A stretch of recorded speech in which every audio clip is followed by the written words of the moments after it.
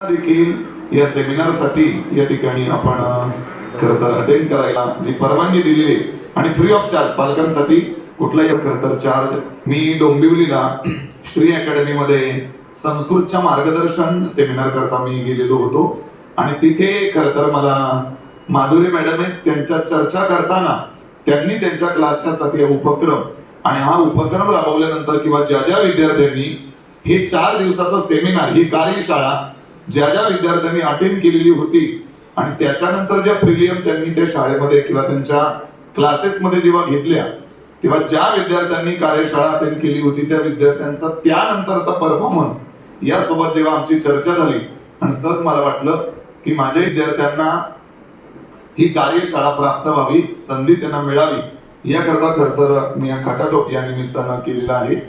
कायमच डीवायजी ट्युटोरियल वेगवेगळ्या पद्धतीनं आपल्यापर्यंत पोहोचण्याचा प्रयत्न करते.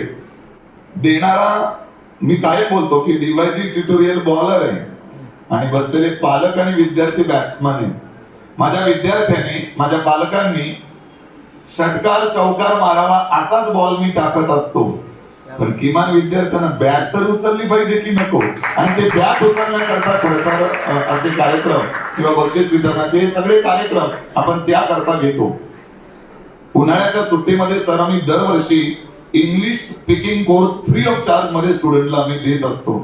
दुर्दैवानं पालकही त्याला रिस्पॉन्स देत नाही आणि विद्यार्थी त्याला रिस्पॉन्स करता देत नाही. पण हे विद्यार्थी तो 3 महिन्याचा उन्हाळ्याच्या सुट्ट्यामधला जो इंग्लिश स्पीकिंग कोर्स जो आपण फ्री ऑफ चार्ज आपल्या क्लाससाठी किंवा क्लासच्या विद्यार्थ्यांकरता जो देतो ते जे विद्यार्थी अटेंड करतात त्यांना नक्कीच त्याचा त्यांच्या आयुष्यामध्ये आणि त्यांच्या अभ्यासाकरता या निमित्तानं फायदा झालेला असतो.